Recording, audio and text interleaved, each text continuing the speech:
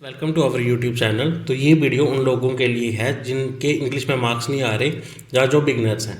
तो आप सभी को पता ही होगा, और जिनको नहीं पता है उनको मैं बता दूं कि इंग्लिश में बैंक में जो इंग्लिश आती है उसमें 30 क्वेश्चंस आते हैं। हर क्वेश्चन 1 मार्क्स का होता है। तो इसमें जो सबसे ज़्यादा जो स्कोरिंग टॉपिक है वो है आपका रीडिंग कॉम्प्रिहेंशन। इसमें के 8 या 12 क्वेश्चंस आपको देखने को मिलते हैं। ये 2 क्वेश्चन या 3 क्वेश्चन आपको वोकैब से रिलेटेड होते हैं, जिसमें कि उसका आपको सिनोनिमस या एंटोनिमस बताना होता है। 1 या 2 क्वेश्चन फिलिप्स का होता है, जहाँ तो उसमें एरर ढूंढ के आपको बतानी होती है। तो सबसे ज़्यादा जो स्कोरिंग है वो है आपका रीडिंग कॉम्प्रिहेंशन। दूसरे नंबर पे जो क्वेश्चंस आते हैं वो होते हैं एरर डिटेक्शन के, जो कि आपको 5 क्वेश्चन लगभग हर पेपर में देखने को मिलते हैं। इसमें आपको 5 सेंटेंस दिए गए होते हैं। किसी एक सेंटेंस में आपको मिस्टेक होती है, एक से ज़्यादा भी हो सकती है। ज़्यादातर इसमें टेंसेस, सब्जेक्ट, वर्ब, एग्रीमेंट या बेसिक रूल्स की मिस्टेक होती है। तो उसको आपको ढूंढ के और मार्क करना होता है। तीसरे नंबर पे जो चीज़ आती है वो है क्लोज टेस्ट। अब क्लोज टेस्ट क्या होता है कि आपको एक बड़ा सा पैराग्राफ दिया गया होता है, जिसमें कि बीच बीच में ब्लैंक्स होती हैं। इसके 5 से 7 क्वेश्चन आते हैं।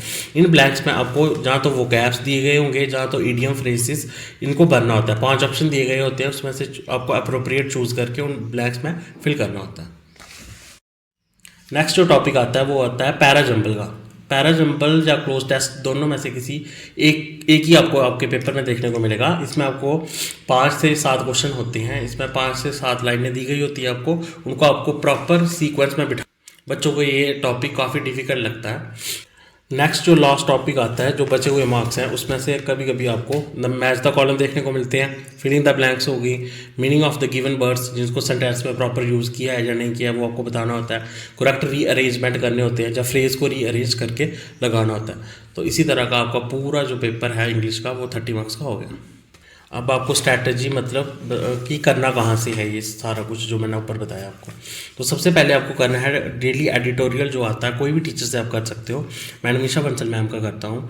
उसको आपने अच्छे से देखना है। पहले टीचर को रीडिंग करने देनी है, उसके बाद आपने खुद उसको बाद में जब क्लास ख़त्म हो जाए तो उस PDF को लेके खुद से रीड करने की कोशिश करनी है।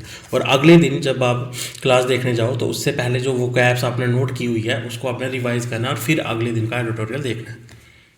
दूसरे नंबर पे आपको अपनी ग्रामर को कंप्लीट करना है। आप किसी भी यूट्यूब से कर सकते हो या किसी टीचर का पेड कोर्स करके कर सकते हो, लेकिन उसको अपना अच्छे से करना है। उसको कम से कम आपने 2 बार देखना है और उसके अच्छे से नोट्स प्रॉपर बनाने हैं।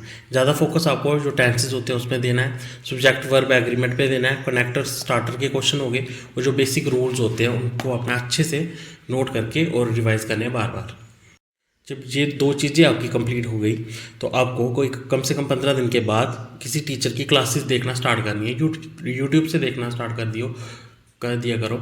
वहाँ पे टीचर फ्री क्लासेस लेते हैं। अच्छे से देखना है कि टीचर कैसे अप्रोच कर रहा है किसी क्वेश्चन को सॉल्व करने की, और फिर आपने भी खुद से ट्राई करनी है 2-3 दिन के बाद कि आपसे वो क्वेश्चन बन रहे हैं या नहीं बन रहे हैं।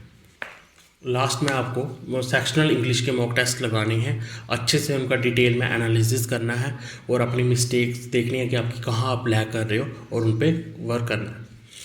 चलो, अब आ गया हूँ इस वीडियो के एंड पर। चैनल पर नए हैं तो चैनल को सब्सक्राइब ज़रूर कीजिएगा। इसे शेयर करना मत भूलिएगा, और ऐसे ही पढ़ते रहिए। Thank you for watching guys.